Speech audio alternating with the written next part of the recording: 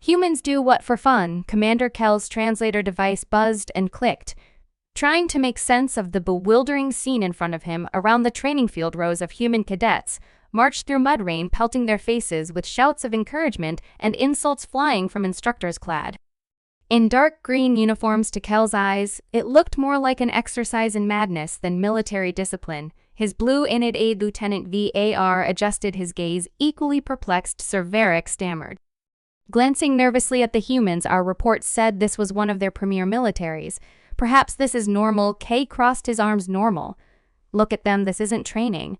It's torture. The commander, who hailed from the Cash Fleet, a species known for its calm intellect and preference for advanced warfare tactics, had anticipated a tour full of strategic discussions, not a descent into a scene of primal chaos. He began to suspect that their notions of military training were worlds apart. A human officer approached, his uniform soaked, but his face wearing a grin that seemed wholly inappropriate for the grim weather. Commander Kell, he barked, offering a handshake that Kell cautiously accepted. Welcome to West Point. I'm Major Harlow, your guide today. Kell nodded stiffly, trying to avoid staring at the strange glint in the human's eyes. Major Harlow, could you explain what exactly these cadets are enduring? The major laughed, a sound that echoed over the training grounds. Just a little exercise called Field Week teaches them teamwork, resilience, and how to function when everything's going wrong.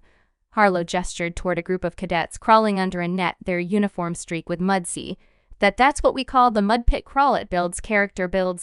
Kell repeated, turning to Varric, whose expression had grown increasingly alarmed. You call forcing them through filth a character-building exercise? Not just any filth, Harlow said, raising a finger, as if imparting wisdom. That's all natural, high-quality mud, best kind for training. Kell's mouth hung slightly open as he tried to process the statement. Varric quickly whispered, perhaps it's a metaphor, sir.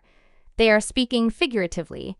I wish it were that simple, Kell muttered, watching as a cadet slipped face planting directly into the mud. The human cadet merely got up, wiped his face, and continued the crawl without hesitation. It was as if they thrived in adversity. The Keck trained their soldiers with simulations and controlled environments. Physical discomfort was seen as an unnecessary distraction here. The humans seemed to relish in it. Come on, Harlow gestured, leading them further along the track. This is just the beginning. The trio moved toward an obstacle course of nightmarish proportions. It was a tangle of rope climbs, towering walls, barbed wire, and something that Kell could only describe as a water-filled trench, designed specifically to break wheels. What's this for? Kell asked, dreading the answer. This is the Crucible, Harlow announced proudly. Final test of their training. They go through it, sleep-deprived and hungry. If they make it to the end, they've earned their place. Kell blinked, trying to grasp the full horror of it. You deprive them of food and sleep intentionally? Absolutely, Harlow confirmed, showing no signs of discomfort. It's a lesson in pushing through limits. We break them down here, so the enemy can't do it later. The concept was alien to Kell, literally and figuratively. Cossack warriors were trained to maintain peak physical and mental conditions, given ample rest and nutrition to maximize efficiency. The idea of breaking one's own soldiers before they even saw combat was sheer lunacy to him. If I may, Varric interjected cautiously, what percentage of your cadets complete this crucible? Oh, about 95%, Harlow replied casually. Some fall out, sure. But that's how you separate those who want to be soldiers from those who are meant to be soldiers. Kell felt stomach churn. The Keck Fleet accepted only those who passed their stringent intellectual assessments, and even then, they didn't subject their candidates to anything this brutal. He turned his gaze to the cadets scrambling over a wooden wall, their faces grimacing in effort, yet eyes shining with an odd mixture of focus and was that joy. Harlow led them onward, oblivious to Keel's discomfort. Next, I'll show you the survival training you're going to love this one. The alien commander doubted that very much. They arrived at a forested area where cadets were clustered around, each holding what appeared to be rudimentary tools. What are they doing? Kellen asked, his voice laced with suspicion. Making shelters, Harlow replied nonchalantly. They have to spend the night out here with just a knife and some rope. Kell took a step back, appalled. You send them into the wild with only a knife? That's right, Harlow said with a satisfied nod. Teaches them to adapt the environments. The best teacher there is. Best teacher, Kell echoed, struggling to understand. He imagined Kazakh soldiers lost in a similar environment. They would rely on technology, not crude survival tactics. The Academy's philosophy was becoming increasingly clear and horrifying. Humans embraced adversity, not as an obstacle to avoid, but as a tool for forging strength. Harlow pointed to a cadet digging into the ground with his bare hands. See that he's making a fire pit, can't survive without warmth. Kel glanced at Vec, who was scribbling notes furiously, his antenna twitching in a sign of deep stress. This wasn't what they had expected. They had heard humans were formidable warriors, but the reason why was now glaringly evident and deeply unsettling. These beings honed themselves in the most extreme conditions and wore their struggle as a badge of honor. It wasn't just their technology or tactics, it was their will to endure the unthinkable. The commander rubbed his temples. How do they endure this? He asked, his voice barely masking his growing concern. Harlow grinned. Simple, they embrace it. You see, Commander, humans don't just survive adversity, we thrive on it. Kel swallowed hard, looking over the cadets once more. They were drenched, cold, hungry, and yet somehow undeniably alive. This tour was far from over, and already Kel felt a creeping sense of dread. If this was how humans trained, what were they capable of in war? The tour continued, much to Commander Kel's growing discomfort.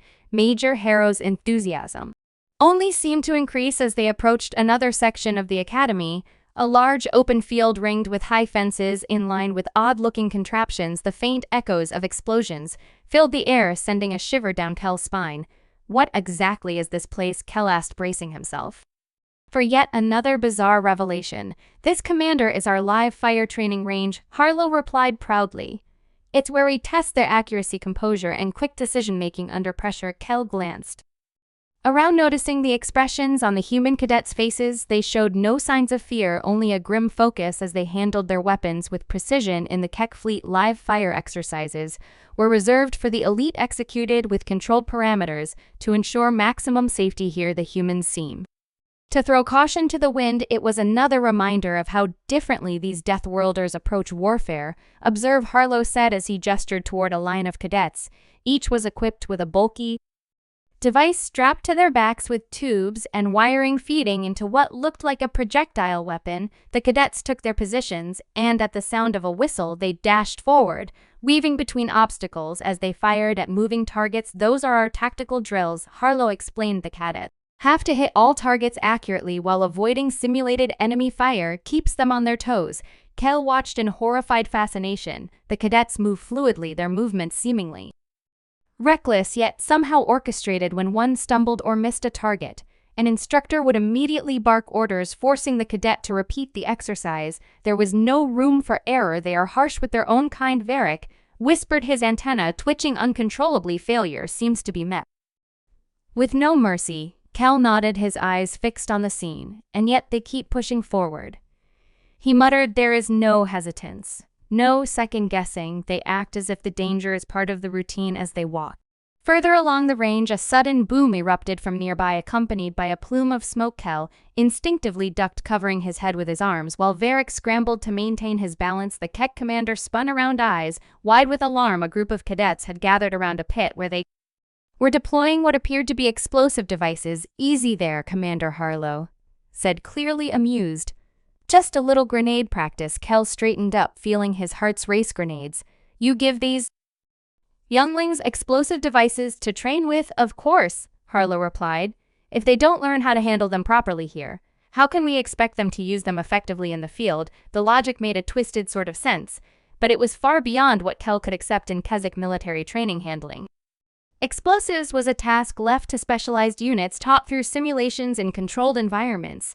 Yet here, human cadets were tossing live grenades into trenches as if it were a casual exercise. Why take such risks? Kel asked, his voice strained. Surely there are safer methods. Harlow gave him a sidelong glance, his expression turning unexpectedly serious.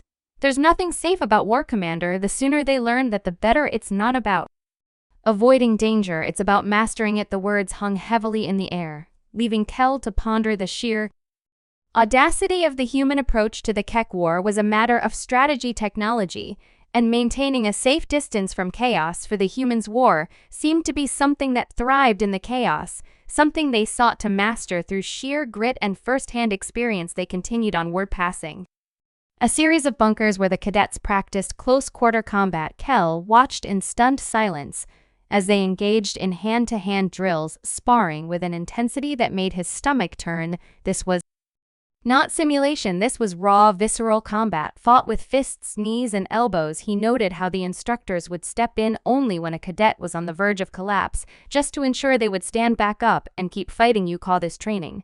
Kel blurted, unable to contain himself. "These cadets are at each other's throats." "Precisely," Harlow replied coolly.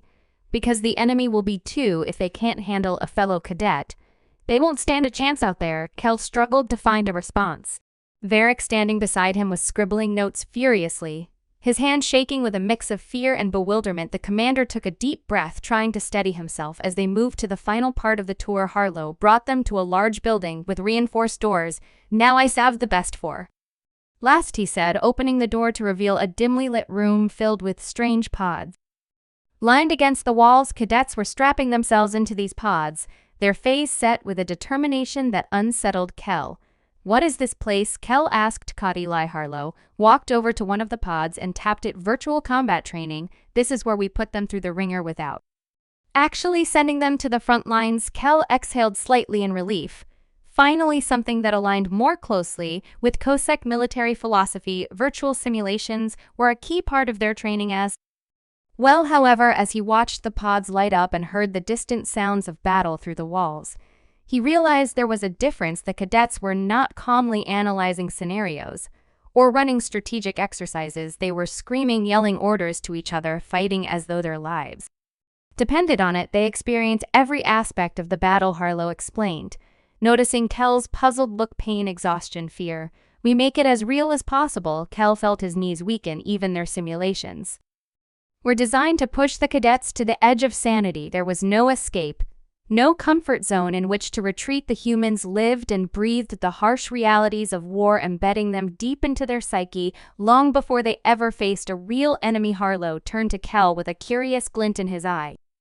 "It's something, isn't it? Most people can't quite grasp what it means to be a soldier here until they see it for themselves." Kel swallowed, glancing once more at the cadets in the pods. He could hardly believe what he had witnessed so far.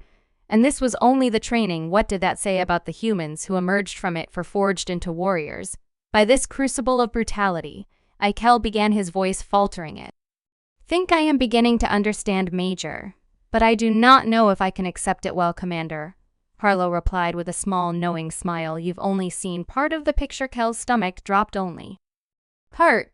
There was more. The thought sent a chill down his spine as he realized this tour was far from over. Commander Kel felt a heaviness in his chest as he followed Major Harrow deeper into the labyrinth of the academy.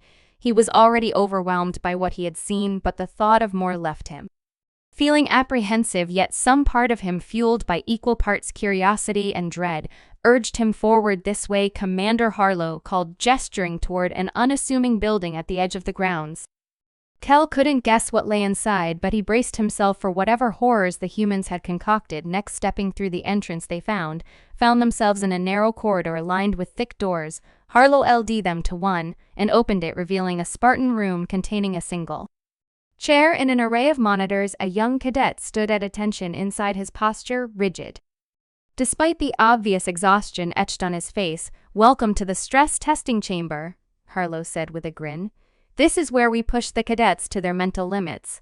Kel felt a surge of unease. "Mental limits, explain." Harlow turned to the cadet, giving him a nod. Cadet commenced. "Level 6 scenario." The cadet sat down, strapping himself into the chair. As the room lights dimmed, the monitors flickered to life, displaying a chaotic battlefield scene. Kel watched in stunned silence as the cadet began to relay orders, his eyes darting across the screens. It quickly became apparent that the scenario was designed to overwhelm him. Enemy forces appeared from all sides, unexpected obstacles arose, and every decision had consequences. This exercise bombards them with multiple crises at once, Harlow explained, his voice tinged with pride. "We overload their senses to see how they manage chaos, exhaustion, and pressure. It's about forcing them to make the hard calls, to think when every instinct screams to panic." Kel glanced at the cadet's face, noting the beads of sweat forming on his brow as he barked orders at the screens. His hands moved frantically, attempting to coordinate the simulated battle as alarms blared and virtual explosions lit up the monitors. Level 6's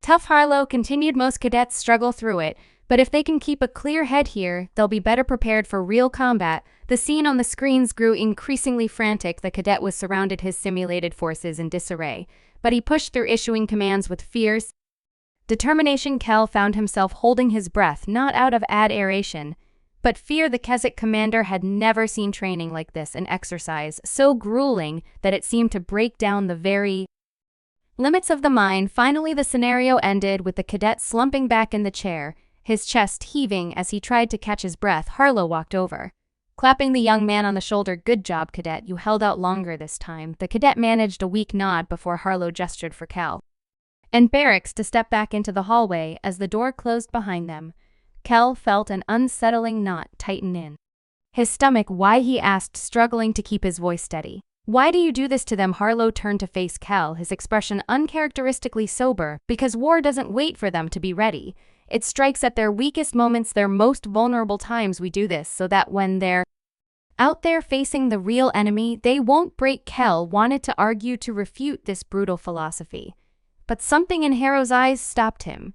There was a stark truth there, a harsh reality that Kel was reluctant to accept. The humans didn't train their warriors to avoid hardship. They trained them to endure and master it. The realization struck him like a blow. Harlow led them back outside, where they could hear the distant shouts of cadets from the training grounds. The rain had started again, a cold, relentless drizzle that soaked through Kel's uniform. Yet, as he looked around, he saw the cadets continuing their exercises, seemingly unbothered by the weather. They moved with an intensity that was both frightening and awe-inspiring. "You see, Commander," Harlow said, his voice cutting through Kel's thoughts, "this academy isn't just about teaching them to fight. It's about teaching them to adapt, to endure. We strip away their comforts, push them to their breaking points, so they find out what they're really capable of, and that's what makes us dangerous." Kel felt a chill run down his spine, and it had nothing to do with the rain. He finally understood the core of human warfare. It wasn't their weapons, strategies, or technology that made them formidable. It was this relentless drive, this refusal to surrender to adversity. They trained their minds and bodies to embrace the chaos of war, turning hardship into their greatest weapon. Harlow nodded, almost as if he could read Kel's thoughts. "You came here to learn about our military commander, and now, you know, we don't just prepare our soldiers to face the enemy, we prepare them to face everything, every fear, every pain, every obstacle, and that's why when the time comes our enemies always hesitate." Kel swallowed hard, his gaze drifting over the academy grounds. It wasn't just a training facility. It was a crucible, a forge that molded young men into warriors of iron will. For the first time, he felt a flicker of genuine fear. The Keswick fleet was powerful, their strength strati impeccable, but they had nothing like this. He turned to Varric, who was staring wide-eyed, his antenna trembling. "We have seen enough," Kel said quietly. "Prepare our departure." Varric nodded, hurriedly tapping commands into his device. Kel turned back to Harlow, meeting his gaze one last time. "You have shown us much today, Major," he admitted, his voice carrying a grudging respect. "I see now why humans are feared on the battlefield." Harlow smiled, though there was no triumph in it. "Fear is not our goal, Commander. It's just a byproduct of what we are willing to do to ensure victory." With that, Kel gave a curt nod, turning away and heading toward the shuttle bay. As they boarded their craft, he cast one last glance at the academy, its towering walls and endless training ground. Shrouded in the midst of the rain, the image would stay with him, a chilling reminder of what he had witnessed. As the shuttle lifted off, Kel knew that the ESEC High Council would not take his report lightly. They had underestimated these Deathworlders, these humans who train not just to survive, but to dominate, and the world would soon understand the full weight of that mistake.